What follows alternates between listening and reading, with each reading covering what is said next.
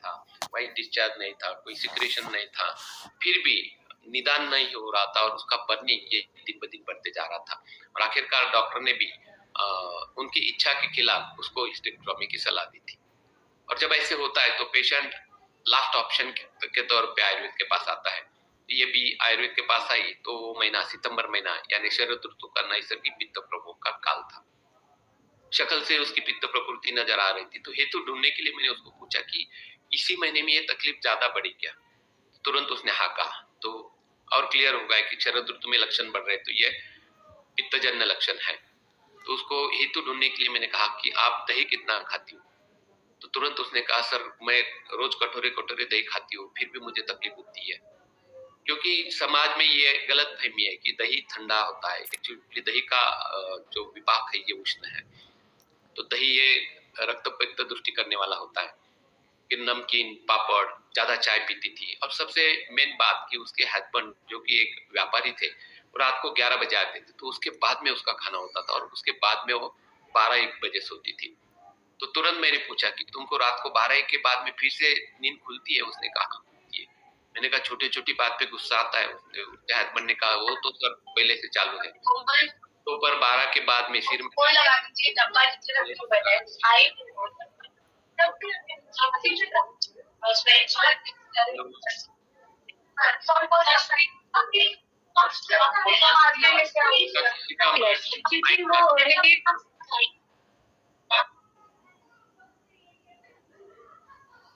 तो ये होता है, उसने कहा तुरंत होता है। और दोपहर में धूप में जाती है तो सिर दर्द होता है, उसने कहा होता है। तो ये सब पित्त प्रकोप के पित्त दृष्टि के लक्षण थे। तो मैंने कहा आप ठीक हो जाओगे। तो उसको सब निदान परिवर्जन हेतु ये सब बंद करना ये बोल दिया। और उनको कहा कि ये चीजें नहीं खाना है, छाछ दही नहीं खाना है, दही के बजाय छाछ पी सकते हो। रात को 9 8:30-9 बजे खाना खा लेना है। आपके पति जो लेट आते तो बाद में खा सकते हैं। वक्त पे खाना खाना है, मन प्रसन्न रखना है। और अभ्यंतर सब शीतल पित्तंग चिकित्सा जिनमें प्रवासन माक्षिकान कुमारित केष्टि मधु अंगिलो सतो ये बात दे दिया। चंद्रकला रस 2-2 गोली 2 बार, कामदूदा मोती पित्त 2-2 गोली 2 बार। और इंटरनल उसे शतदौत घृत लगाने के लिए दिया था। 6 दिन के बाद ही उसका फोन आता है कि सर मुझे काफी रिलीफ मिला है और कितनी दिन दवा लीजिए। मैंने कहा एक बार वापस आ जाओ फिर देखते हैं। और उसके बाद में सिर्फ एक 15 दिन की दवा लेकर गई, तब से आज तक उसे दोबारा ये तकलीफ कभी नहीं हुई। यानी यदि हम आयुर्वेद की आहार विहार को दिनचर्या को फॉलो करते हैं और आयुर्वेदिक शमन चिकित्सा लेते हो तो शस्त्र कर्म भी टल सकता है। यही इस केस से सिद्ध होता है। आजकल किसी केस में यदि अत्यर्थ होता है तो डॉक्टर सोनोग्राफी करते हैं। और सोनोग्राफी में गर्भाशय में या गर्भाशय के अंत त्वचा में गठन हुई है ऐसे कहते हैं या निदान होता है। उस गठन को फाइब्रॉइड कहा जाता है। और ये गठन आगे चल के गर्भाशय के साथ में उसे निकाला जाता है। उम्र के 21 साल में हिस्टेक्टोमी की हुई पेशेंट मैंने मेरे प्रैक्टिस में देखी थी। कैंसर का डर दिखाकर या कैंसर जैसे लक्षण है ऐसे कहते हुए डराकर या इंडिकेटर है इसलिए करने के लिए भी कई बार डॉक्टर्स कहते हैं। और अल्प उम्र में भी हिस्टेक्टोमी या गर्भाशय निराकरण किया हुआ हमें दिखाई देता है। लेकिन आयुर्वेद चिकित्सा से यदि अधोक रक्त प्रदर नहीं है या यदि है तो उसको चंदन वाला तेल बस्ती देकर कंट्रोल में करना है। और उसके बाद में मुहावरे के 7वें 8वें और 9वें दिन या 5 6 7वें दिन या महीने में 3 या 4 बार यदि हम क्षार काशीस तेल से उत्तर बस्ती करवाते हैं। अब डिवाइन आयुर्वेदा ने उसके लिए ट्यूबोनिल ऑयल निकाला हुआ है। ये ट्यूबोनिल ऑयल के भी काफी अच्छे रिजल्ट्स हमने ट्यूबल ब्लॉक में और फाइब्रॉइड में पाए हैं। तो इसका यदि हम 0.5 to 1 ml का उत्तर बस्ती इंट्रा यूटेराइन करवाते हैं और आभ्यंतर लेखन चिकित्सा चाहिए। यदि कफ प्रकृति है तो तुम त्रिफला गुगुल, कांचनार गुगुल, मेधर गुगुल दे दो, शिलाजित वटित दे दो, दशमलारिष्ट दे दो। और यदि वात पित्त प्रकृति के है तो कुकुट नखी गुगुल जो कि लेखन भी करेगा और ग्रहण भी करेगा। और चंद्रप्रभा, शिलाजित और सब रक्त पित्तंग चिकित्सा देते हैं। तो 3 महीने के उपरांत 78/70 mm की फाइब्रॉइड ये पूर्ण रूप से डिजल होते हैं। मैंने मेरे प्रैक्टिस में देखी है। आज तक ऐसे कई पेशेंट देखे, लेकिन 78 से ज्यादा कोई है जो कि पर एब्डोमेन भी पाल्पेट होता है वहाँ वो फाइब्रॉइड। तो ऐसे केसेस में मैं ज्यादा ट्रायल लेता नहीं, उनको सीधा आप आपका डिसीजन ले लो, ऐसे कहते हुए उनको भेज देता हूँ। क्योंकि इतना बड़ा फाइब्रॉइड शरीर में उसको डिसॉल्व करना, उसको एब्सॉर्ब करना, ये थोड़ा सा मुश्किल होता है। लेकिन 78 mm तक का फाइब्रॉइड आयुर्वेद से जाते हुए मैंने मेरे प्रैक्टिस में देखा है। आजकल पर वजाइनल सफेद पानी जाना, जिसे हम ल्यूकोरिया कहते हैं या श्वेत प्रदर कहते हैं, ऐसे भी पेशेंट प्रैक्टिस में आजकल ज्यादा दिखाई देता है। शारीरिक भागदौड़ के साथ साथ शारीरिक या मानसिक टेंशन से भी श्वेत प्रदर होता है। शारीरिक मानसिक दुर्बलता ये एक श्वेत प्रदर का कारण होता है, लेकिन श्वेत प्रदर से भी शारीरिक या मानसिक दुर्बलता आती है, इसलिए ये दोनों एक दूसरे से रिलेटेड होते हैं। स्थानिक योनिगत अस्वच्छता या मेदोवृद्धि में भी श्वेत प्रदर पाया जाता है। लेकिन जीर्ण श्वेत प्रदर वाले पेशेंट भी आयुर्वेद के धूपन योनि धावन और योनि धूपन चिकित्सा से पूर्ण रूप से ठीक होते हुए कई पेशेंट में मेरे साथ साथ भारत भर के कई वैद्यों ने अनुभव किया है। ऐसे कई कंपनियों की आजकल मेडिसिन भी उसके लिए मिलती है, जैसे लिकॉल है या लिकोनिल है, लेकोरिन है या लिकोमैप है, ऐसे अलग अलग कंपनी के आते हैं। या अभ्यंतर तुम दारू हल्दी मंजिष्ठा लोद्र धाइटी त्रिवंग भस्म ये का देते हैं, इन्हीं का योनि धावन भी करते हैं। लक्षण पित्तज है, वातज है या कफज है। श्वेत प्रदर है, कर्ज जैसा है तो ये कफज है, तो कफग्न वनस्पति का योनि धावन करना है। पीतवर्णीय है, दाह युक्त है या रक्तवर्णीय है तो उसमें शीतल द्रव्यों का यानी रक्त चंदन है, मंजिष्ठा है, सारिवा है, इनका योनि द्रव्यों का धावन करना है। और वातजन्य है तो वातग्न द्रव्यों का योनि धावन करना है। ये सिंपल थिंग इसमें तुमको करनी है। योनि धूपन के लिए जो वर्ती हम बनाते हैं उस वर्ती का योनि धूपन करना है। और आभ्यंतर यदि भी जेल है या विमोसा कैप्सूल है या फेमिप्लेक्स है, ऐसे कई लोकल ऑइंटमेंट भी आजकल मिलते हैं, इसका यदि हम आभ्यंतर प्रयोग करते हैं तो जीर्ण श्वेत प्रदर पूर्ण रूप से ठीक होते मैंने देखा है। उम्र के 30 साल के बाद में गर्भाशय नीचे आना या नीचे आने जैसे लगना, जिसे यूटेराइन प्रोलैप्स या योनि गर्भाशय भ्रंश कहते हैं, ऐसे भी पेशेंट प्रैक्टिस में दिखाई देते हैं। गर्भाशय को पकड़ कर रखने वाले जो लिगामेंट्स या स्नायु होते हैं उनमें दुर्बलता आने के कारण ग्रेविटेशनल फोर्स से वो यूटेरस नीचे आता है और वजाना से दिखने लगता है। तो पाव पे यदि लेडी बैठती है तो यूटेरस बाहर आते हुए दिखाई देता है। तो ऐसी स्थिति में उस लिगामेंट्स को, उस स्नायु को ताकत देना, ये आयुर्वेद का सिंपल लॉजिक होता है। ये यदि हम करते हैं तो ग्रेविटेशनल फोर्स से नीचे आने वाला यूटेरस अपने आप ऊपर खींचा जाता है। तो इसके लिए तिक्त रसात्मक द्रव्यों का योनि धावन ये उसमें काफी असरदार साबित होता है। या मूषक सिद्ध तेल, जिसके ये एक कंपनी बनाती है, या उंदरी तेल वैद्य रत्न भी बनाते हैं, तो इनका पिछुधारण यदि हम करवाते हैं, तिक्तक्षीर बस्ती या सहचर तेल का अनुवासन बस्ती हम करवाते हैं, और आभ्यंतर शतौरी अश्वगंधा विदारी कंद जैसे बल्य चिकित्सा यदि हम देते हैं तो ये गर्भाशय यूटेराइन प्रोलैप्स, गर्भाशय भ्रंश धीरे धीरे एक 3-4 महीने में पूर्ण रूप से ठीक होते मैंने देखा है। मैंने मेरे एक प्रैक्टिस में एक 60+ की एक लेडी देखी थी, उसका पूरा पार्ट बाहर आता था, कंप्लीट एक आम जैसे इतना बाहर दिखता था, जबकि उसकी हिस्ट्री में हिस्टेक्टोमी उसकी उम्र के 40 इयर्स में हुई थी। यानी टोटल वजाइनल स्लॉट जो बोलते हैं ये पूरा बाहर निकलता था। तो कई दिनों तक 7-8 महीने तक हमने ये पिछुधारण उसको दिया, अभ्यंतर बल्य चिकित्सा दिए, तो अपने ये प्रॉब्लम उसका बंद हो गया। तो इस प्रकार से युक्ति से हम चिकित्सा करते हैं या श्रद्धा से हम चिकित्सा करते हैं तो डेफिनेटली उसमें काफी फायदा होता है। अब हम वंध्यत्व क्या और मोड़ते हैं। भारत आज विश्व में सबसे ज्यादा लोक संख्या वाला नंबर 1 कंट्री है। फिर भी जब हम ऐसे अनेक निपुत्रों को की इनफर्टाइल कपल हम प्रैक्टिस में देखते हैं तो भगवान के विषम नीति का काफी बड़ा दुख होता है, क्योंकि ऐसे हजारों पेशेंट हैं कि जिनको मियां बीवी दोनों भी नॉर्मल है, फिर भी उनको संतति सुख नहीं मिल रहा है। ऐसे पेशेंट जब आयुर्वेद के पास आते हैं तो सबसे पहले शुरुआत ये हस्बैंड से होती है।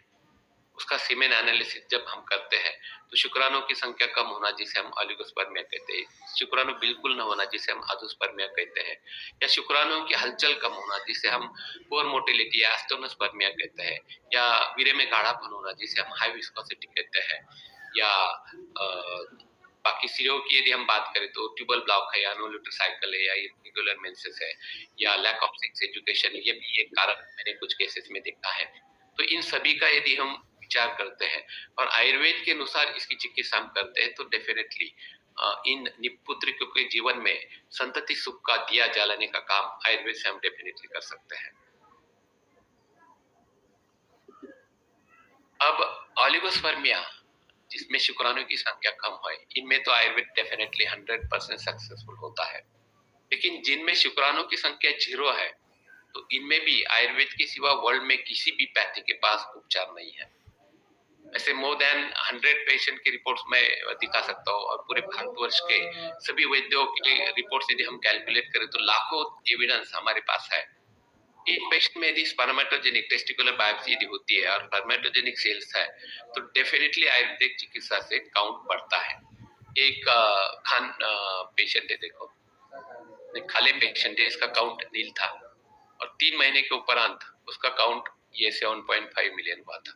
यानी 3 महीने हम चिकित्सा देते, 3 महीने में काउंट बढ़ा तो फिर आगे जाते हैं, अदरवाइज ट्रीटमेंट बंद करवाते हैं। एक जलगांव का एक किशोर पंडित है, उसका भी आजोस्पर्मिया था जो कि नवंबर 2006 में आया था। पुअर था, काफी रो रहा था आने के बाद में और 7-8 साल उसने मॉडर्न चिकित्सा की थी पूना बॉम्बे जाके और रोने लगा। तो मैंने कहा कि सब ठीक होगा, तो उसने कहा सर मेरी आर्थिक आइपत भी नहीं है, कैपेसिटी नहीं है कि मैं कुछ खर्चा कर सकूं। तो उसको सिर्फ इतना कहा था कि इसके लिए जो उत्तर बस्ती करना होता है ये सिर्फ कोपरगांव में हम करेंगे, जो कि शिरडी में नहीं कर सकते। और एवरी थर्सडे मैं शिरडी साईनाथ हॉस्पिटल में मुफ्त सेवा देता हूँ, तो वहां यदि आप आते हैं तो सब शमन चिकित्सा आपकी वहां से हो जाएगी। और इस प्रकार से 3 महीने तक वहां पे आया। हर बार थर्सडे के वहां से आने के बाद हम उसका उत्तर बस्ती करवाते थे और बराबर मार्च 2008 में रिपोर्ट किया तो ये 15 मिलियन आया था 3 महीने के बाद में। और उसके बाद में वो जून तक ट्रीटमेंट के लिए आया और उसके बाद में आया नहीं, तो डायरेक्ट अगस्त में उसका फोन आया था कि सर मिसेस का पीरियड मत होगा और उसको प्रेगनेंसी रहेगी। आज उसका लड़का भी इंजीनियरिंग कर रहा है। इस प्रकार से मेल की चिकित्सा हम कर सकते हैं। उसके लिए भी शायद आगे कई वक्ता बोलने वाले, इसलिए मैं ज्यादा समय न लेते हुए हम फीमेल इनफर्टिलिटी के लिए तरफ मुड़ते हैं। यदि हस्बैंड नॉर्मल है यानी नॉर्मल स्पर्मिक है, बीवी में पीरियड रेगुलर आता है, ओवुलेशन होता है और फिर भी यदि प्रेगनेंसी नहीं रहती तो उसमें HSG जिसे हिस्टोसैल्पिंगोग्राफी कहते हैं ये करना जरूरी होता है। यानी दोनों ट्यूब गर्भवाहिनी नलिका ये प्रॉपर है या बंद है ये देखना जरूरी होता है। किसी भी सोनोग्राफी सेंटर में पीरियड के 10वें दिन तक ये टेस्ट की जाती है। एक हाइपरटोनिक डाई यूटेरस में इंजेक्ट किया जाता है और उसके बाद में हर 15 मिनट के बाद में एक्सरे लिए जाते हैं, उसमें वो डाई कहाँ तक रीच हुआ है ये उसमें पता चलता है। और यदि डाई कुलदुसाक में नहीं आता है तो ट्यूबल ब्लॉक है, उसका डायग्नोसिस होता है। यदि एक ट्यूब बंद है तो 50% कंसेप्शन के चांसेस नष्ट होते हैं और दोनों भी ट्यूब बंद है तो 100% कंसेप्शन के चांसेस, नेचुरल कंसेप्शन के चांसेस ये बंद हो जाते हैं। कई ट्यूबरकुलोसिस के हिस्ट्री के बाद में बायलैटरल ट्यूबल ब्लॉक के होते हुए हमने प्रैक्टिस में देखे हैं।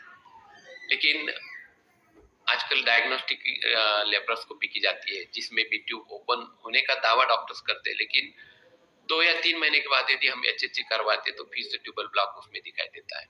यानी इतनी गारंटेड ट्रीटमेंट वो नहीं है।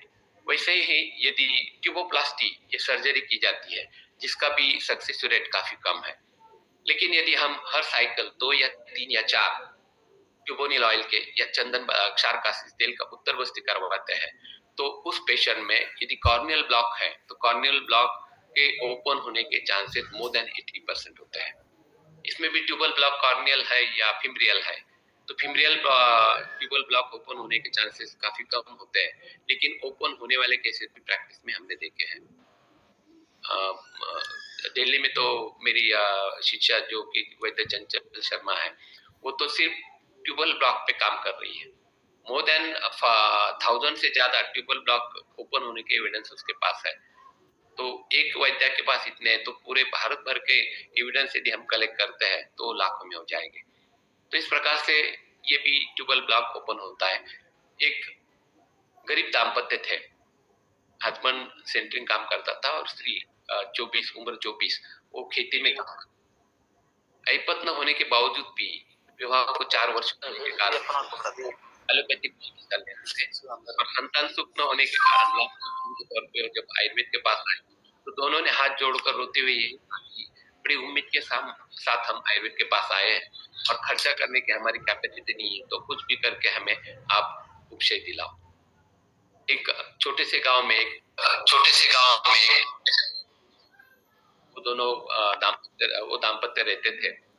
उस स्त्री की स्थूलता उस पति से काफी ज्यादा थी। 4 साल होने के बावजूद भी संतान सुख न होने के कारण उसके घर में और बिरादरी में दूसरी शादी की बात चल रही थी और उसके लिए मैं ही जिम्मेदार हूँ ऐसे कहते हुए वो रोने लगी थी।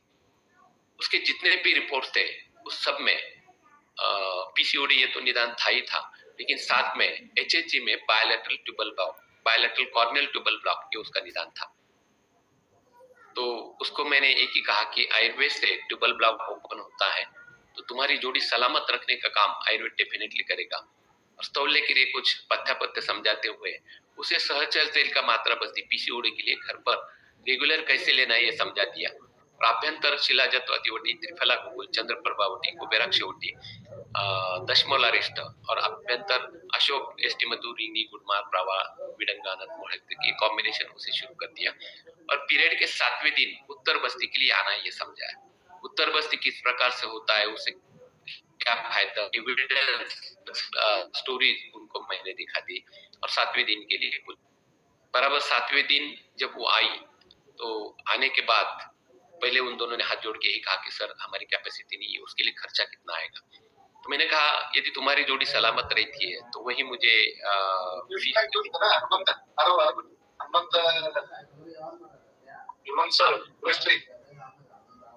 आप सिर्फ ये शुरू करो, फायदा हो जाएगा। आप जितनी फीस देंगे उसको मैं करूंगा। ऐसे नहीं था तुषार काशीस तेल का उत्तर बस्ती हमने उसका और शमन चिकित्सा चलती रही।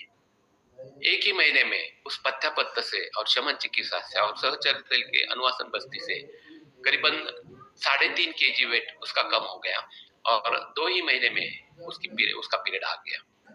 फिर हर महीने उत्तर बस्ती हम करते गए, यही चिकित्सा चलती गई। 3 महीने उपरांत उसका पीरियड भी एकदम रेगुलर हो गया। अब 14 महीने में एचएचजी तो करनी थी लेकिन परिस्थिति गरीब थी इसलिए मैंने उस बात को छेड़ा नहीं। लेकिन उसके हस्बैंड ने कहा कि सर वो चेक करना हो तो हमने कुछ पैसे का इंतजाम कर लिया है, हमने किसी से उधार लिए हैं तो हम कर सकते हैं। तो मैंने कहा ठीक है कोई बात नहीं। तो 8वें दिन उसे 4थे महीने में एचएचजी करने के लिए सामने वाले सोनोलॉजी सेंटर में भेज दिया। दोपहर में जब वो रिपोर्ट लेकर आए तो दोनों भी पूर्ण रूप से ओपन होता टाइट ट्यूब के उसकी यानी गर्भ देते हैं तो 50% प्रेगनेंसी रहने का चांस उस केस में बढ़ गया था। तो उस महीने में उसको हमने यही ऊपर चिकित्सा के साथ साथ में सुफल मोटी गर्भस्थापक योग उसे चालू कर दिया। और 5वां महीना जो कि पीरियड एकदम उसका डेट टू डेट आया था उस महीने में 7वें दिन फलग्रुत का उत्तर बस्ती करने के बाद 10वें दिन से सोनोग्राफी में फॉलिकुलर स्टडी जिसे हम ओलूशन स्टडी कहते हैं ये करने के लिए भेज दिया। उद्देश्य यही था कि लेफ्ट ट्यूब ओपन है तो लेफ्ट ट्यूब से श्रीबीज बनता है नहीं बनता है, वो बनता है नहीं या बनता है ये भी देखना और लेफ्ट साइड से बनता है कि ये देखना। तो 10वें दिन ही फॉलिकल में लेफ्ट साइड में फॉलिकल में ग्रोथ थी यानी ये उसका सुदैव था और बराबर 15वें दिन उसका लेफ्ट साइड का फॉलिकल रप्चर हो गया। अब उस न्यूरोलॉजिस्ट ने बीज फुटलं मराठी में कहते कि अंडा फूट गया ये वाक्य प्रयोग किया तो उसका भी गलत अर्थ लेकर एक बार रोने का भी कार्यक्रम उस महिला का हो गया। तो उसको समझाना पड़ा कि श्रीबीज फुटलं अंडा फुटलं यानी अच्छी बात है, श्रीबीज अब बन गया है, ये होना ही था, इसी के लिए हमने ट्रीटमेंट की थी। जब समझाया तो वो काफी खुश हो गई और शारीरिक संबंध रखने की सूचना देकर उन्हें घर भेज दिया। बराबर उसके बाद में 20 दिन के बाद में यानी पीरियड के 35 डेज के बाद में वो दोनों दाम्पत्य फिर से आए और उन्होंने कहा कि सर पीरियड नहीं आया है। तो मैंने कहा तुम्हारा पीरियड पहले भी इरेगुलर था हम एक थोड़ा हफ्ता भर वेट करते हैं और उसके बाद में फिर हम चेक करेंगे। फिर से वो दूसरे दिन आए नहीं, घर वाले बोलते एक बार चेक कर लो, एक बार चेक कर लो, तो आप ही बताओ क्या करना है। तो मैंने उसकी नाड़ी पल्स उसकी देखी। तब तक इतना कॉन्फिडेंस नहीं था, लेकिन गर्भिणी की नाड़ी, जिसे गर्भिणी नाड़ी हम कहते हैं, ये भी प्रैक्टिस से आती है। उसे वाटर बलून नाड़ी कहती है, यानी नाड़ी चलते चलते एकदम बाउंस होती है, वाटर बलून नाड़ी कहते हैं। तो ये वाटर बलून नाड़ी उसकी मुझे लगी। अपने पुराने पिक्चर में देखा होगा, देखो हीरोइन चक्कर आके गिरती है, डॉक्टर को बुलाया जाता है, डॉक्टर आके उसकी नब्ज देखते हैं और कहते हैं अरे ये तो माँ बनने वाली है। तो इस डायलॉग की उस समय हंसी आती थी जब हम कॉलेज में थे, लेकिन जब प्रैक्टिस में हमने ये देखा कि ये ट्रू है, तो उसके बाद में फिर अनुभव आते गए। तो सामने ही लैब थी, तो उसको यूपीटी के लिए हमने यूरिन टेस्ट करने के लिए भेज दिया, और आधे घंटे में दोनों आए तो दोनों काफी खुश थे। आते उसके हस्बैंड ने कहा कि सर टेस्ट पॉजिटिव आई, हमें गर्भधारणा रही है। तो उनसे ज्यादा खुशी मुझे हुई, क्योंकि करने वाला कराने वाला ऊपर वाला होता है। इस दाम्पत्य में यदि जल्दी रिजल्ट नहीं मिलता तो डेफिनेटली उसके घर वाले, उसके बिरादरी वाले उसकी दूसरी शादी कर देते। इसलिए भगवान को चिंता थी, इसलिए उसी 5वें महीने में ही लेफ्ट साइड से बराबर जहाँ की ट्यूब ओपन थी वहां से श्रीबीज बन गया, और उसी महीने में उसको गर्भधारणा भी हो गई। यानी पीसीओडी और ट्यूबल ब्लॉक के कारण उस गरीब दाम्पत्य जिनका विवाह टूटने के कतार पे था, उनको आयुर्वेद में उनके जीवन में अपत्य प्राप्ति का दैव दुर्लभ आनंद उन्हें प्राप्त कर दिया था। तो ये सिर्फ और सिर्फ आयुर्वेद से संभव हो सकता है। ये उनके चिकित्सा पूर्व का ये लेफ्ट हैंड में आप देख सकते हो, दोनों कॉर्नियल ट्यूबल ब्लॉक है, और राइट में आप देखते हो कि राइट ट्यूब, लेफ्ट ट्यूब उसकी ओपन हो चुकी है। ये उसका उस समय का प्रेगनेंसी की रिपोर्ट्स है, यूपीटी टेस्ट पॉजिटिव, बाद में उसका सोनोग्राफी का रिपोर्ट। पूरे 9 महीने उसकी आयुर्वेदिक मासन मास चिकित्सा, हर हफ्ते सहचर तेल का अनुवासन बस्ती, पूर्ण 9 मंथ एएनसी में चला। कभी भी उसको ना तो पेट में दर्द हुआ, ना एब्डोमेन पेन हुआ, पेट में दर्द हुआ, ना बैकएक हुआ, ना थकान आई, या ना कमजोरी आई, या ना कॉन्स्टिपेशन हुआ, कुछ भी नहीं, एकदम स्मूथली एएनसी उसकी हो गई। इसलिए मैं मोर देन 3000 एएनसी के बाद में ये गौरव के साथ कहना चाहता हूँ कि आयुर्वेद एएनसी वर्ल्ड की दी बेस्ट एएनसी है। कुछ भी नहीं होता है, स्मूथली चलती है, और यदि डॉक्टर एथिकल है तो नॉर्मल ही डिलीवरी उस महिला की होती है। तो इसमें भी उसे ये होकर बराबर 9 महीने के बाद में प्राकृत नॉर्मल डिलीवरी होकर एक सावले वर्ण के लड़के को उसने जन्म दिया। उसको भी खुशी हुई, मुझे भी खुशी हुई, क्योंकि आयुर्वेद का चमत्कार था। और बराबर 5-6 महीने के बाद में उसे फिर से नौसियात शुरू हो गया। उसका पीरियड के बारे में पूछा तो उसने कहा सर अब तक पीरियड आया नहीं, और फिर से यूपीटी करवाई तो उसकी टेस्ट पॉजिटिव आई थी। तो वो आश्चर्यचकित हो गए। मैंने एक पे एक फ्री, ये बोनस का जमाना है, तो आपको भी फिर भगवान ने ये बोनस दिया। ये उन दाम्पत्य जो कि एक देहाती दाम्पत्य थे, उनके साथ में उनका छोटा लड़का भी है। अब यदि हस्बैंड नॉर्मोस्पर्मिक है, दोनों ट्यूब ओपन है, पीरियड भी रेगुलर आता है, और ओवुलेशन नहीं होता है, तो ऐसे पेशेंट में उनको अनओवुलेटरी साइकिल कहा जाता है। इसलिए पीरियड के 10वें दिन के बाद में सोनोलॉजिस्ट के बाद में अल्टरनेट डे फॉलिकुलर स्टडी या ओवुलेशन स्टडी, इनमें राइट या लेफ्ट में फॉलिकल की ग्रोथ कितनी है, एंडोमेट्रियम कितने, इसकी जानकारी हमें मिलते हैं। आयुर्वेद की चिकित्सा से मोर देन 90% पेशेंट में नेचुरल तरीके से ओवुलेशन होते मैंने देखा है। आजकल मॉडर्न में भी हम या प्रोपेसी या एससीजी जैसे इंजेक्शन दिए जाते हैं, जिससे भी फॉलिकल रप्चर नहीं होता। अभी एक जस्ट इंदौर की एक जोशी नाम की महिला अभी पिछले महीने में इनफर्टिलिटी आई थी, 37 ईयर ओल्ड है, और अभी कल ही फॉलोअप के लिए आके गई वो।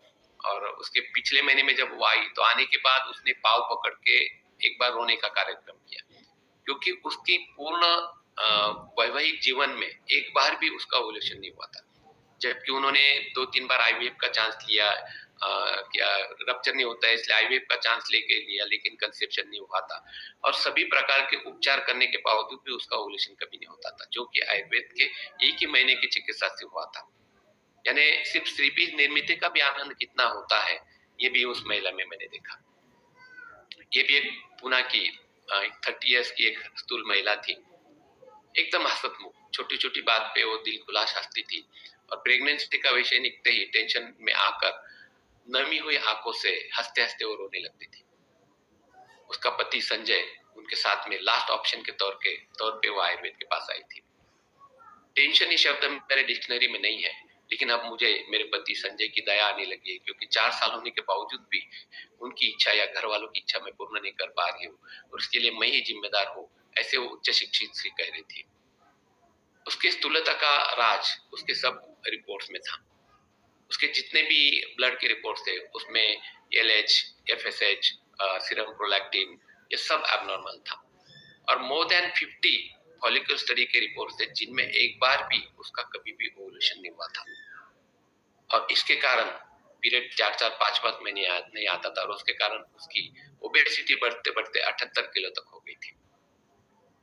अब तो पीरियड भी मुझे रेगुलर नहीं आता, इतना ही नहीं, मुझे अब विड्रॉल ब्लीडिंग लेना पड़ता है, और मुझे तो बड़ी चिंता हो रही है, ये वो भी उसने हंसते हंसते कहा था। वो पित्त प्रकृति की थी, पित्त आईटी इंजीनियर थी, तो आईटी इंजीनियर का जो इरेगुलर आहार विहार होता है, और पित्त प्रकृति होने के बावजूद भी टेंशन फ्री स्वभाव के कारण या हसतमुख स्वभाव के कारण अब जाके उसे कभी अम्ल पित्त के लक्षण शुरू हुए थे। अम्ल पित्त, एपिगैस्ट्रिक पेन, सिर दर्द होना, कॉन्स्टिपेशन, और 7-7, 8-8 महीने तक पीरियड ना आना, विड्रॉल ब्लीडिंग लेना पड़ना, ये शुरू हुआ था। तो उसको मल प्रवृत्ति साफ होना, यानी अपन वायु का अनुलोमन होना, ये कितना इंपॉर्टेंट होता है अम्ल पित्त के लिए और अपन आर्तवहन के लिए, ये उसको समझा दिया। और योग बस्ती क्रम उसका सबसे पहले करवा लिया, और घर पर सहचर तेल का मात्रा बस्ती डेली कैसे लेना है, ये उसे समझा दिया। साथ में उसे सायरप के त्रिफला गुकुल, चंद्र प्रभावती, शिला जत्वातिवटी, और पित्त न बढ़े इसलिए लघु सुक्षेकर और डायबोनिन जो कि एंटी हाइपर ग्लाइसेमिक है, ये उससे शुरू कर दिया, और रेगुलर मात्रा बस्ती लेने के लिए कहा। बराबर 1 महीने के उपरांत उसका फोन आता है, और साथ में उसको मॉर्निंग वॉक, कुछ ब्रिक वर्क और पत्थर पत्ती सब समझा दिया था।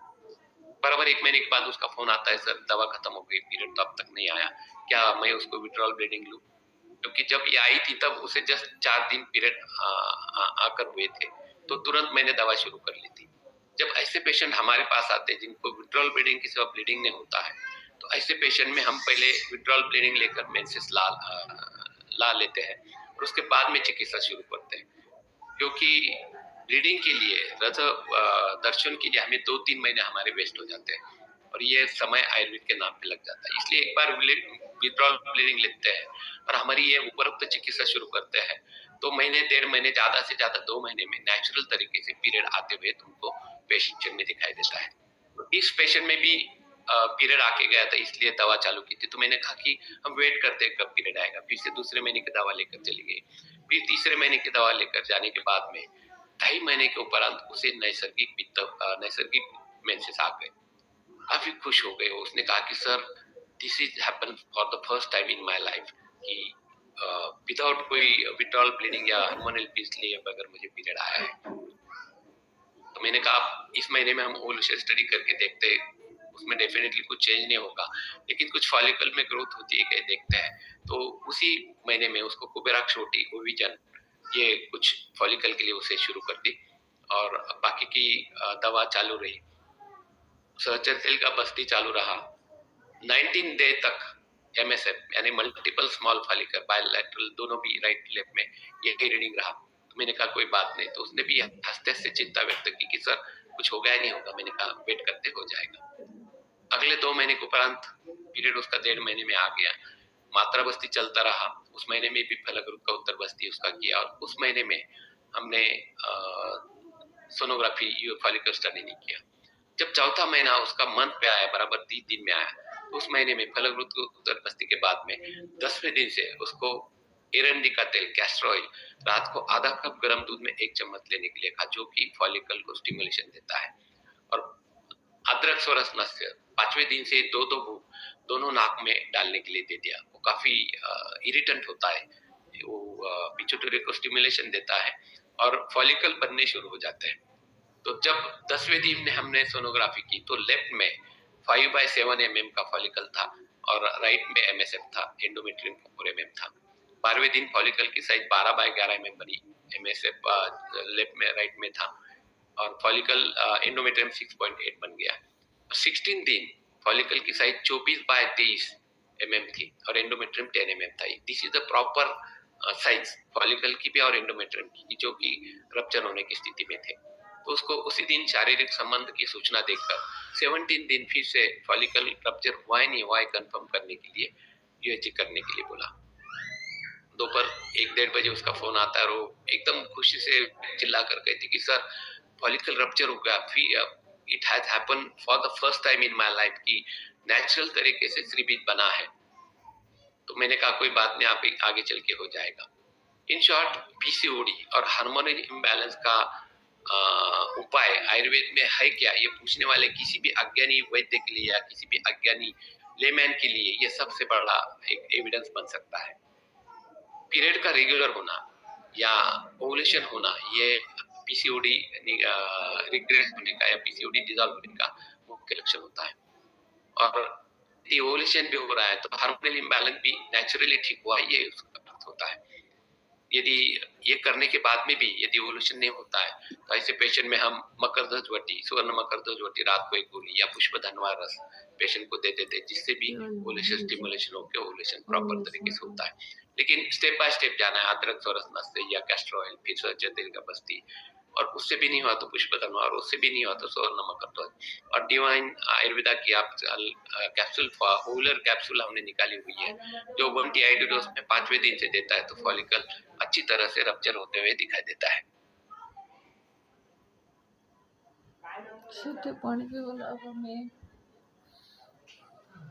तो PCOD और इसमें डेफिनेटली आयुर्वेद से हम उपशय दे सकते हैं, यही से सिद्ध होता है। मेरे लाइफ में मैंने 4 पेशेंट ऐसे देखे कि जिनके ये LH, FSH, serum prolactin, TSH, D3T पर सब नॉर्मल है, पीरियड भी रेगुलर आता है, हस्बैंड भी नॉर्मल है, ट्यूबल ब्लॉक भी नहीं है, फिर भी उसका एक बार भी जिंदगी में फॉलिकल रप्चर नहीं हुआ था। तो ऐसे पेशेंट में जब हमने डीप डिस्कशन हुआ था तो उसका ovarian follicle receptor failure case ये उसका डायग्नोसिस हुआ था। यानी सिक्रेशन बराबर होता है लेकिन जो फॉलिकल होते हैं उस रिसेप्टर से उसका एब्सॉर्प्शन प्रॉपर तरीके से नहीं होता है और उसकी एक्शन उसके बाद में नहीं होती है, इसके कारण फॉलिकल नहीं बनता, ये उसका कारण था। AMH यदि हम श्रद्धा से और आयुर्वेद से चिकित्सा करते हैं तो डेफिनेटली उसमें रिजल्ट मिलता है। अधुनातन के साथ चलते चलते या अपग्रेडेशन चलते चलते यदि हम कुछ इन्वेस्टिगेशंस करते हैं तो हमने आयुर्वेद को छोड़ा, ऐसा उसका अर्थ नहीं होता है। क्योंकि कई बार इन इन्वेस्टिगेशंस के फाइलों का गट्ठा लेकर पेशेंट हमारे पास आता है और उनमें जिन में मॉडर्न साइंस से बैड प्रोग्नोसिस है उनका आयुर्वेद के पास एकदम सस्ते में उपचार मिलते हुए या उपचार होते हुए हमने देखा है। लेकिन इन रिपोर्ट को कंसिडर करके आगे हमें जाते हैं तो हमारा आत्मविश्वास हम करते हैं।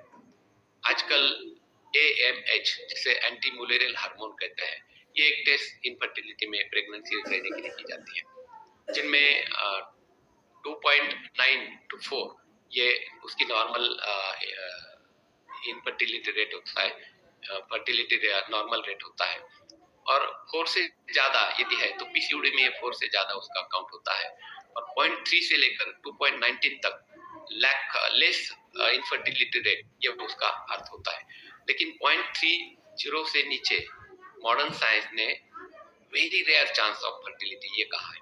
लेकिन आजकल इसी का डर दिखाते हुए आजकल IVF किए जाते हैं और IVF में भी लैक ऑफ लो AMH के कारण फिर फर्टिलिटी नहीं होते, फिर डोनर लेके फिर सरोगेसी करते हुए उनको फंसाया जाता है। फंसा ये शब्द मैं इसलिए बोलता हूँ कि IVF का सक्सेस रेट 70 to 25% है, लेकिन बाकी 75% पेशेंट अननेसेसरी इनमें सफर होते हैं। ऐसे हजारों पेशेंट, सफर हुए पेशेंट मैंने रोते हुए या घरदार बेचे हुए मैंने देखे हैं। इसलिए मैं ये शब्द इस्तेमाल यहाँ पे काफी संभाल के इस्तेमाल कर रहा हूँ। तो ऐसे उससे होता है। तो लेकिन लो एमएच 0.001 से कम वाले पेशेंट में भी मैंने आयुर्वेद चिकित्सा से मात्र 2 महीने में प्रेगनेंसी रहते हुए देखा है। यानी एमएच को कुछ वैल्यू हम यदि नहीं देते और आयुर्वेद के अनुसार चिकित्सा करते हैं तो डेफिनेटली उसमें फायदा होता है। जैसे एक नासिक रोड की एक 24 वर्षीय महिला थी। शादी को 1.5 साल हो गए, पीरियड इरेगुलर था, इसलिए तुरंत एक गायनेकोलॉजिस्ट को दिखाया गया और आगे चल के भी प्रेगनेंसी में टाइम नहीं होना चाहिए, इसलिए उस डॉक्टर के पास 1.5 साल तक उनकी चिकित्सा चली। हॉर्मोनल के कारण उसका पीरियड रेगुलर हो गया, पीरियड रेगुलर आने लगा। लेकिन 1.5 साल होने के बाद में भी जब प्रेगनेंसी नहीं ठहर रही थी तो उसने डॉक्टर को उसका कारण पूछा। फिर डॉक्टर ने सब इन्वेस्टिगेशन उसके कर लिए, जिनमें T3 T4 serum prolactin, LH-FSH, AMH, HHG सब टेस्ट करवाए जो कि सब नॉर्मल थे एक्सेप्ट AMH। AMH उसका 0.30 से कम था, इसलिए जो डॉक्टर ने उनको कहा कि आपको प्रेगनेंसी रहने के चांसेस काफी कम है, नहीं के बराबर है, और आप कुछ भी करेंगे तो भी आपको कभी प्रेगनेंसी नहीं रह सकती है।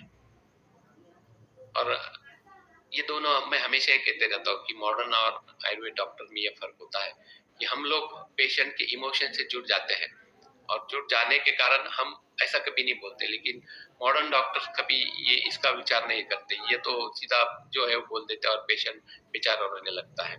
ये लड़की भी घर आकर उसका रोज का रोना शुरू हो गया। नासिक में उसका ससुरा मायका था, उसकी माँ नासिक में रहती थी जो कि नासिक से 15 किलोमीटर दूर है। तो फिर वो नासिक उसके मायके में चली गई और उसका रोना धोना देख के उसकी माँ को आयुर्वेद का स्मरण हुआ। उसकी माँ 1993 में कोपरगांव में मेरे पास कुसवन विधि के लिए आई थी, जो कि उसका भाई वो उस चिकित्सा से हुआ था। तो उसको आयुर्वेद की याद आई। फिर उसने उनके एक कोपरगांव के रिश्तेदार को फोन करके फिर से उनके पास से मेरा मोबाइल नंबर लिया और मुझे फोन करके उसने 93 की याद दिलाई और कहा कि सर मैं आपके पास 1993 में लड़के के लिए आई थी, तो मेरे बेटे को भी वही प्रॉब्लम है, तो कुछ भी करके मेरे बेटे को आप संतान सुख दे दो, उसे लड़का होना चाहिए वगैरह वगैरह। तो मैंने कहा डॉक्टर ने क्या कहा ये मुझे पहले देखने दो, उसको रिपोर्ट लेकर भेज दो, वो देख के मैं क्या करना है बताता हूँ। दूसरे दिन वो उसकी लड़की सब रिपोर्ट लेकर हस्बैंड के साथ में आ गई। आते ही उसका रोना शुरू हो गया, रोते रोते सब रिपोर्ट्स उसने दिखाए, सब एब्सोल्युटली नॉर्मल थे, सिर्फ एएमएच कम था। तो मैंने उसको कहा कि एएमएच को हम लोग कभी वैल्यू नहीं देते हैं, आयुर्वेद ऐसा शास्त्र है कि जो तुझे एक बीमारी के साथ साथ दूसरी 4 बीमारी भी ठीक कर देगा, तुम टेंशन मत लो, ये सब ठीक हो जाएगा। उसको काफी एंजाइटी थी, इसलिए सबसे पहले शिरोधारा उसका करवाया। ये अपन वायु के क्षेत्र में आता है, इसलिए एक न्यूरोबस्ती उसका करवाया। और खाना खाकर आने के बाद में उसका ऑलरेडी पीरियड का 7वां या 8वां दिन था, तो हमने कहा कि फलक रुद्र का उत्तर बस्ती कर लेते हैं। और फलक रुद्र का उत्तर बस्ती उसका करके उसे आभ्यंतर को कुटन के गुल चंद्र प्रभा कुबेरा कुशोटी चंद्र लघु सुच्छेदकर सायरप ड्यूफेम और अविपितकर आनंद मोहरित की एष्टि मधुरिंगी गुडमार, ये कॉम्बिनेशन उसको आधा आधा चम्मच दे दिया, पत्ते पत्ते बोल दिया और टेंशन ले लेने का ये कह दिया। साधारण सितंबर की लास्ट वीक में वो आई थी। नेक्स्ट मंथ वो आई, एक उत्तर बस्ती करके चली गई और सब दवा वही उसकी चलती रही है। और तीसरे महीने में यानी दिसंबर के फर्स्ट वीक में जब वो तीसरे महीने के फॉलोअप के लिए आई, तो उसको हमने कहा कि इस फॉलोअप उत्तर बस्ती के बाद में 10वें दिन से हम फॉलिकल चिकित्सा करवाते हैं, फॉलिकल स्टडी करवाते हैं। तो उसको 10वें दिन से फॉलिकल के लिए भेज दिया। जब ये 2 महीने की चिकित्सा से उसमें काफी लाक्षणिक उपशम मिला था, उसका रोना बंद हुआ था और एक अलग सा कॉन्फिडेंस, एक अलग सी एनर्जी उसमें आई थी। तो फिर 10वें दिन में जब फॉलिकल स्टडी की तो 10वें दिन ही फॉलिकल 21/12 mm का था और एंडोमेट्रियम 5 mm का था। 12वें दिन में शायद 22/24 mm हो गई, एंडोमेट्रियम 7 mm था। उसको 13वें दिन शारीरिक संबंध की सूचना देकर 14 फॉलिकल स्टडी करने के लिए उसको कहा और 14वें दिन रप्चर हो गया। मैंने शारीरिक संबंध की सूचना देकर वेट एंड वॉच ऐसे कहा। नया साल जो कि था जनवरी, ये उनके लिए और उस फैमिली के लिए काफी आनंद लेने के लिए कराने वाला था। जब उसने न्यू ईयर विशेष देने के लिए मुझे फोन किया तो उसने कहा कि सर मेरा पीरियड मिस हुआ है। तो मैंने कहा पीरियड मिस हुआ है तो हम 1 हफ्ता रुक के बाद में यूपीटी टेस्ट करवाते तो उसने कहा सर नहीं, मैंने आज टेस्ट करवाया और मेरी टेस्ट पॉजिटिव आई है। यानी मात्र 3 महीने के आयुर्वेद चिकित्सा से उस एएमएच लो वाली लड़की में, स्त्री में प्रेगनेंसी सुख देने का सौभाग्य आयुर्वेद ने उसको दिया था। और फिर भी हम कहते हैं कि आयुर्वेद से धीरे धीरे फर्क होता है। ये उसका एविडेंस है। उसका शुरुआत का ये रिपोर्ट है जिसमें एमएच वैल्यू लिखी है। अब स्क्रीन पे आपको भी ये दिखाई देने में तकलीफ होगी। ये उसका प्रिस्क्रिप्शन है जो कि 28 सितंबर का है। उसके बाद में अक्टूबर और ये दिसंबर का उसका फॉलिकल स्टडी है जो कि इसमें फॉलिकल रप्चर हुआ है, और ये जनवरी का उसका प्रेगनेंसी टेस्ट का पॉजिटिव का रिपोर्ट।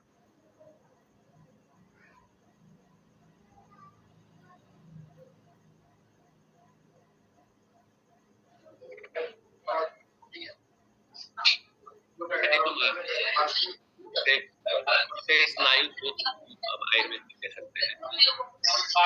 स्थिति में कोई भी केस आयुर्वेद से प्रॉपर तरीके से हम ट्रीट कर सकते हैं।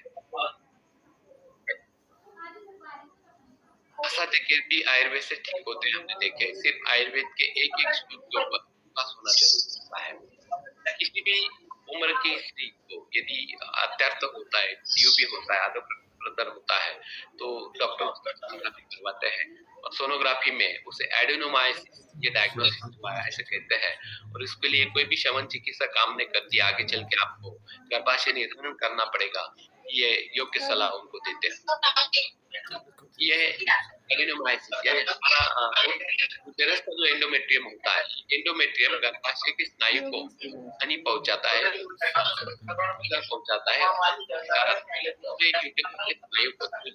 एक शोथ आ जाता है और उसके कारण अनइवन कॉन्ट्रैक्शन यूटेरस के होते हैं और उसके कारण दिन ब दिन ज्यादा दिन तक ब्लीडिंग उनको होते रहता है। और उसके लिए हिस्टेक्टोमी आयुर्वेद चिकित्सा से ऐसे पेशेंट का यूटेरस बचाने का सौभाग्य मुझे मिला है ये आयुर्वेद के कारण। तो एक ये अमरावती की 34 वर्षीय एक महिला थी जो कि के लिए आयुर्वेद के पास आई थी। उसकी जब सब हिस्ट्री मैंने बड़ी देखी तो उस महिला के प्रति एक करुणा का भाव उत्पन्न करने वाली, दया का भाव उत्पन्न करने वाली और आश्चर्य बढ़ाने वाली उसकी हिस्ट्री थी। उसकी शादी को 5-6 साल हो गए, 7-8 साल हो गए। 7-8 साल में दोनों भी नॉर्मल थे, किसी में कोई भी प्रॉब्लम नहीं था, फिर भी कंसेप्शन नहीं रह रहा था। करीबन 29 बार उन्होंने आईयूआई करवाया, फिर भी कंसेप्शन नहीं हो रहा था। तो उन्होंने लास्ट में आईवीएफ का निर्णय ले लिया और सबसे पहले नागपुर में उन्होंने आईवीएफ का एक प्रयास किया जो कि फेलियर रहा। फिर सेकंड कोशिश उन्होंने वही भी नागपुर में की। उनका एचएसजी में एससीजी लेवल उनका ज्यादा आ गया, डॉक्टर ने प्रेगनेंसी की गुड न्यूज दे दी, लेकिन ये आनंद ज्यादा दिन तक नहीं रहा क्योंकि एक हफ्ते के बाद में उसका पेट दर्द शुरू हुआ तो पता चला कि वो एक्टोपिक प्रेगनेंसी है। काफी दुखी मन से उनको वो ट्यूब निकालनी पड़ी। कुछ दिन दुख में निकालने के बाद में फिर पैसों की तजवीज करते हुए उन्होंने तीसरी कोशिश ये अमरावती में जाकर एक आईवीएफ सेंटर में करवाई, लेकिन उसके दुर्भाग्य से वो तीसरी प्रेगनेंसी भी उसकी एक टॉपिक रह गई। यानी पहली एक ट्यूब गई थी और दूसरी आखिरी ट्यूब बची थी जिसको बचाने की काफी कोशिश डॉक्टर ने की, लेकिन वो भी असफल रही और उसका वो भी ट्यूब निकालना पड़ा। और कुछ जाने के बाद में फिर से उन्होंने लोन निकालकर चौथी आईवीएफ उसी डॉक्टर के पास करवाई जो कि फिर से फेल रही। इस समय डॉक्टर ने उसका कारण अनहेल्दी एंडोमेट्रियम और एडेनोमायोसिस ये कारण उसे बताया और एडेनोमायोसिस के कारण उसे दीर्घ समय तक ब्लीडिंग हो रहा था और उसको लास्ट में हिस्टेक्टोमी की, गर्भाशय निरंजन की सलाह डॉक्टर ने दी थी। दीर्घ समय तक एडेनोमायोसिस के कारण हो रहे रक्तस्राव के कारण दिन ब दिन पांडुता हो रही उस महिला में पीरियड के दरमियान तीव्र और दीर्घ समय तक जो ब्लीडिंग हो रहा था वो सहते हुए उस प्रेगनेंसी की आखिरी उम्मीद जो गर्भाशय था उसको बचाने की कोशिश वो कर रही थी। जब वो आयुर्वेद के पास आई, लास्ट पर्याय के रूप में जब आयुर्वेद के पास आई तो काफी दुखी, काफी अगतिक, काफी हेल्पलेस थी। दोनों ने हाथ जोड़कर यही कहा कि कुछ भी करो, हम आप हेल्प करो। जब ये सब रिपोर्ट देखे और दोनों भी ट्यूब नहीं थी, तो तुरंत मैंने कहा कि ट्यूब आप में दोनों भी नहीं है तो आयुर्वेद भी इसमें कुछ नहीं कर सकता। जैसे मैंने ऐसे कहा वैसे वो उसका अश्रु का बांध टूट गया और रोने लगी। फिर मैंने उनको काफी समझाया तो उसने कहा कि नहीं सर, हम काफी उम्मीद से आयुर्वेद के पास है, आप कुछ भी करो लेकिन हमें संतान सुख चाहिए। तो मैंने उनको कहा कि एक अनुभव के अनुसार मैं ये कर सकता हूँ कि आयुर्वेद तुमको हेल्दी एंडोमेट्रियम और एडेनोमायोसिस को दूर करके दे सकता है। तो उसका रोना कम हो गया। फिर उनको सब कैसे करना ये समझाया। तो उसने फिर से पूछा कि एडेनोमायोसिस ठीक नहीं होता है, ऐसे आईवीएफ के डॉक्टर ने हमें कहा है। तो मैंने कहा उनके पास ठीक नहीं होता, आयुर्वेद के पास ये सब होता है। तो उसकी भी पित्त प्रकृति थी, सब पित्त, अम्ल पित्त, सिरशूल या एपिगैस्ट्रिक पेन्स, एंजाइटी, पांडुता, श्रमजन्य श्वास, ये सब लक्षण उसमें थे। तो सब पित्तज्ञ चिकित्सा उसको शुरू कर दी। उसमें प्रवाशंक, माक्षिका, नग्मो, हरितकी, ब्राह्मी, अशोक, मधु, चंद्र प्रभावटी, सुबलमोटी, लघु सूच्यकर और अभ्यंतर बल के लिए और पित्त शमन के लिए महातिक्त ग्रुप 1 चम्मच रोज सुबह चालू किया। सायरप ड्यूफेम दिया और डेली सहचर तेल का मात्रा बस्ती घर पर लेने के लिए कह दिया और पित्त के सब पथ्य बताते हुए टेंशन बिल्कुल लेना नहीं ये समझा के हुए उसे भेज दिया। जब अगला पीरियड आया तो पीरियड के दरमियान चंदन वाला तेल का मात्रा बस्ती लेने के लिए उसे कहा था। आपको आश्चर्य लगेगा, उस महीने में उसे 1% भी उदरशूल एब्डोमेन पे नहीं हुआ और ब्लीडिंग 7वें दिन में पूर्ण रूप से बंद हो गया। फोन कर कर उसने इंक्वायरी किया और 90 दिन वो उत्तर बस्ती के लिए कोपरगांव आ गई। ग्रुप का उत्तर बस्ती उसे कर लिया गया, दिया गया और यही शमन चिकित्सा उसकी 3 महीने तक, हर महीने में एक उत्तर बस्ती और फलग्रुत का और साथ में क्षारकाशीस तेल, सेकंड और थर्ड उत्तर बस्ती में क्षारकाशीस तेल और फलग्रुत ये कॉम्बिनेशन हमने उसमें लिया था और यही शमन चिकित्सा चलती रही। इसी से उसका पेट दर्द, श्रमजन्य श्वास, सिरशूल, निद्रानाश ये सभी लक्षण कम हो गए। एक लाक्षणिक उपशय उसमें पूर्ण रूप से मिल गया था। 3 महीने के उपरांत मैंने उनको सोनोग्राफी करने के लिए बोला तो उन्होंने सोनोग्राफी करने के बाद में रिपोर्ट मुझे भेजा नहीं, वो दिखाने के लिए वो 400 किलोमीटर से कोपरगांव चले आ गए और काफी खुश होकर उन्होंने रिपोर्ट्स मुझे दिखाया, जिनमें एंडोमेट्रियम थिकनेस जो आज तक कभी भी 4 mm से ज्यादा नहीं था, वो 6.8 mm तक बढ़ा था, जो कि मिनिमम रिक्वायरमेंट आईवीएफ के लिए जो चाहिए होती है 6.8 mm तक की वो हुई थी। और सबसे मेन का एक रिमार्क था, there is no science and signals of previous adenomyosis in present scan report. ये सबसे अहम रिमार्क उस डॉक्टर ने, सोनोलॉजिस्ट ने उसमें लिखा था। यानी आयुर्वेद चिकित्सा से एडेनोमायोसिस भी ठीक होता है या एंडोमेट्रियम हेल्दी होता है, ये से प्रूव होता है। और आगे चल के फिर उसी आयुर्वेद डॉक्टर ने आगे ट्रीटमेंट करते हुए उनको भी एक पुत्र का लाभ उनको आगे चल के हो गया। तो यदि आयुर्वेद और एलोपैथ यदि एग्रीगेशन में काम करते हैं तो सक्सेस रेट काफी बढ़ता है। ये भी मैं कई सालों से आपको हर लेक्चर में कहते आया हूँ। यहाँ भी इनका बिफोर और पोस्ट का रिपोर्ट है। जो मैंने अभी कहा, Ayurveda plus allopathy is equal to guaranteed result और सत्य स्थिति की यही मांग है। और हमारे आदरणीय पंत प्रधान नरेंद्र जी मोदी साहब भी इसी के ऊपर भर दे रहे हैं कि आयुष मिनिस्ट्री के द्वारा इंटीग्रेटेड आयुर्वेद को किस तरह से पूरे वर्ल्ड में लेकर जाए, ये वो सोच रहे हैं, इसके बारे में काम कर रहे हैं। ऐसे कई बार होता है कि हस्बैंड नॉर्मल है, पीरियड रेगुलर आता है, ओवुलेशन होता है, फॉलिकल रेप्चर रेगुलर होता है, दोनों ट्यूब नॉर्मल है, फिर भी प्रेगनेंसी नहीं रहती है। तो ऐसे केसेस में मन का शांत होना ये काफी जरूरी होता है, जिसे हम स्वमनुष्य गर्भधारणा नाम कह सकते हैं। चरक ने ये कहा है।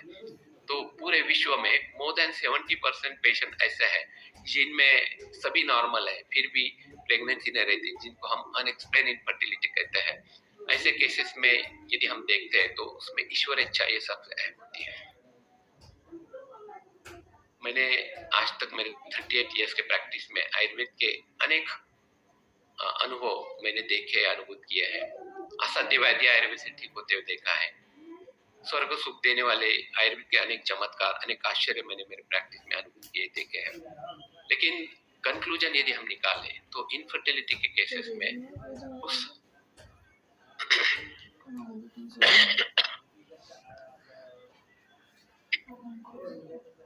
उस दाम्पत्य का नसीब, उसके ऊपर ट्रीटमेंट करने वाले डॉक्टर का नसीब, और उस ट्रीटमेंट का लाभ, ये तीन कारण उसके मुख्य होते हैं।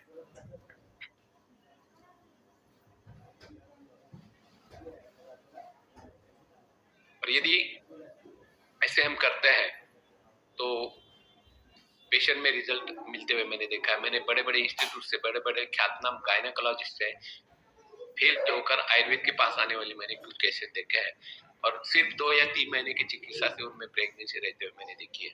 तो उस डॉक्टर का हाथ गुण जिसे हम कहते हैं कि सिद्धहस्त वैद्य, ये उसका अर्थ होता है। तो ये भी लिखा होता है। तो ऐसे कुछ पेशेंट मैंने देखे हैं कि जिनमें यदि हस्बैंड नॉर्मल है, लेकिन उस स्त्री का पैनिक होना, उसका मन शांत होना काफी जरूरी होता है। पैनिक होने के कारण, ओवर एंग्जियस के कारण, एंग्जाइटी के कारण उसमें फॉलिकल इम्बैलेंस होता है और प्रेगनेंसी नहीं रहती है। ये निसर्ग नियम है। जब हमें चाहिए तब कुछ नहीं मिलता है, जब नहीं चाहिए तब मिलता है। जब हम महाराष्ट्र में कुछ स्टेट, कुछ डिस्ट्रिक्ट ऐसे वहाँ पानी पानी हम कर रहे हैं, और वहाँ पूरा नॉर्थ पानी में डूब गया है, जहाँ पानी नहीं चाहिए डूब रहे हैं। तो ये होता है। इसलिए यदि हम कोई टेंशन नहीं लेते हैं, स्पेशली फीमेल पार्ट में यदि टेंशन नहीं लेते हैं, तो प्रेगनेंसी के चांसेस ज्यादा होते हैं। ऐसे मैंने 13 केसेस कोविड पीरियड में, अनबिलीवेबल इनफर्टिलिटी, कभी कंसीव हो ही नहीं सकते, घर पर आराम से थे, कोई काम धाम नहीं था, दवा भी नहीं थी, तो नेचुरल 13 पेशेंट में मैंने कंसेप्शन होते हुए देखा है। पिछले वीक औरंगाबाद की एक लड़की, लेडी आई थी, जो कि 34 साल की थी। उसको सिजोफ्रेनिया के लिए, मन शांति के लिए, सिजोफ्रेनिया के लिए आयुर्वेद के पास लाया गया। उसकी हिस्ट्री में उसे एक लड़का हो गया। उसके बाद में 5 साल तक उन्होंने दूसरे चांस के लिए काफी कोशिश की, और उसमें असफलता आने के बाद में वो मानसिक शॉक में चली गई, और तब से आयुर्वेद के पास आने तक 8 साल वो बाइपोलर सिजोफ्रेनिया से ग्रस्त थी। 8 साल से मॉडर्न दवा लेने के बावजूद भी उसमें कोई ज्यादा खास बदलाव नहीं था। बात बात पर गुस्सा होना, निगेटिव बात करना, सुसाइडल का अटेम्प्ट करना, पति पे गुस्सा होना, बेटे को मारना, घर पर कुछ भी काम न करते हुए हमेशा सोते रहना, इसे उसका चल रहा था। जब ये सब हिस्ट्री देखी तो पित्त प्रकृति की थी। सबसे पहले शिरोधारा करवाया, कुछ अभ्यंतर चिकित्सा उसे दे दी। स्वर्ण ब्राह्मणी डिवाइन आयुर्वेदा की जो आती है, वो एक रात को बोली सारस्वत रिष्ट और नस्य, कुमकुम नस्य, और सब मेद्य दवा दे दी। 15 डेज के बाद में उसको फॉलोअप के लिए बुला लिया। 15 डेज के बाद में जब वो आई तो पहले वो अंदर आई। आने के बाद उसने कहा कि सर मैं अब काफी पॉजिटिव हो गई, मैं खाना बनाने लगी हूँ, मैं अब सब निगेटिविटी में नहीं चली गई। और उसके हस्बैंड बाद में आए तो उनको उसने बोला, डॉक्टर साहब को बोलो मैं खाना बनाती हूँ या नहीं बनाती, बेटे का टिफिन भर के देती हूँ या नहीं देती हूँ। तो ये सब चीजें मैं अब करने लगी और मुझे काफी अच्छा लग रहा है। तो फिर से एक बार शिरोधारा और 1 महीने की दवा देकर उनको भेज दिया।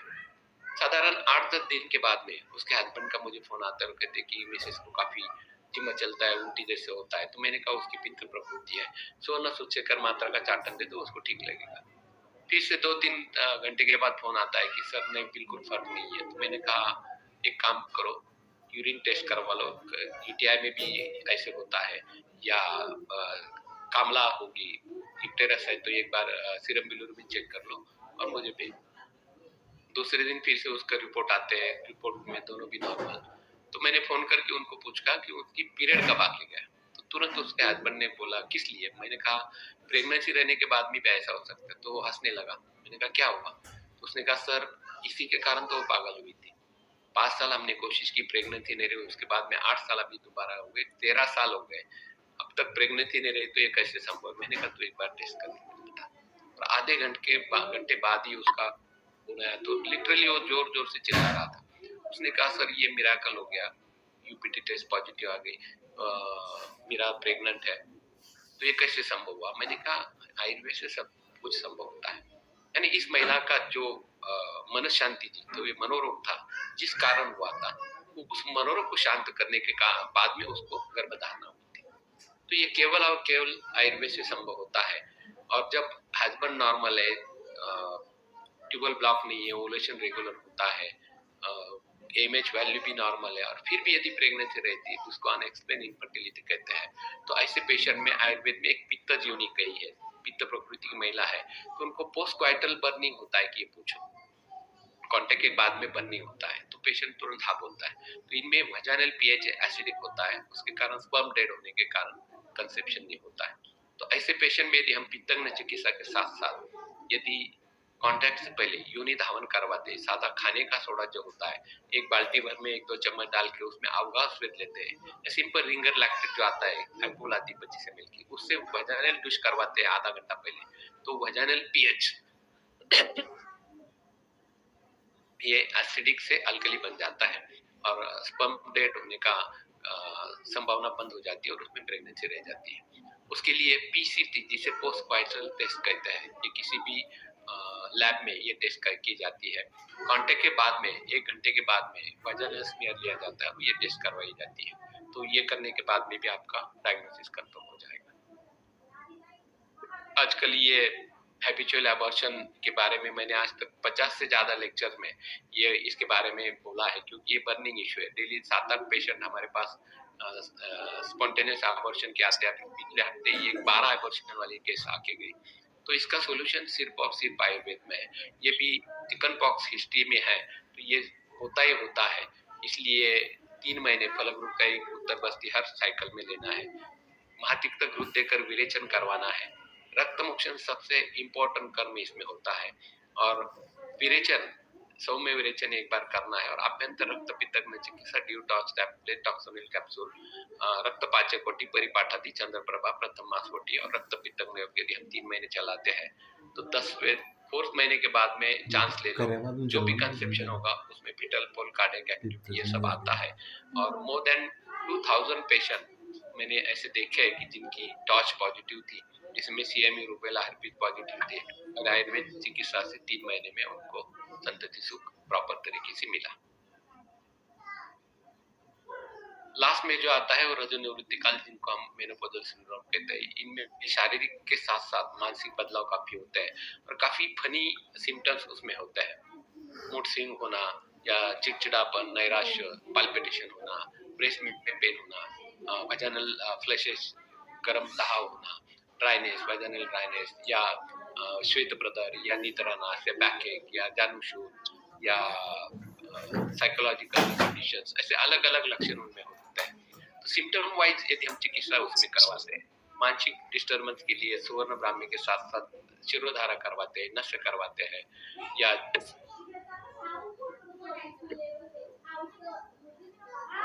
वायु के लिए हम बस्ती चिकित्सा यदि करवाते हैं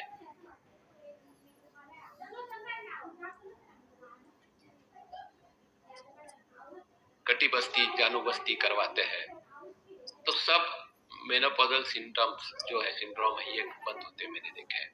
ऐसे मेनोपॉजल सिंड्रोम में आजकल यूरिन इनकॉन्टिनेंस, यूरिन का लीक होना, ये कॉमन प्रॉब्लम आजकल दिखाई देता है। थोड़ा खांसी आती है या छींक आती है या कोई भारी चीज उठाते हैं, जोर लगाते हैं तो पेशाब पैंटी में हो जाती है, ऐसी कई महिलाएं ये तकरार करती है। तो मूत्र मार्ग के स्नायु में दुर्बलता आना यानी अपन वायु की दृष्टि होना, ये उसका मेन कारण होता है।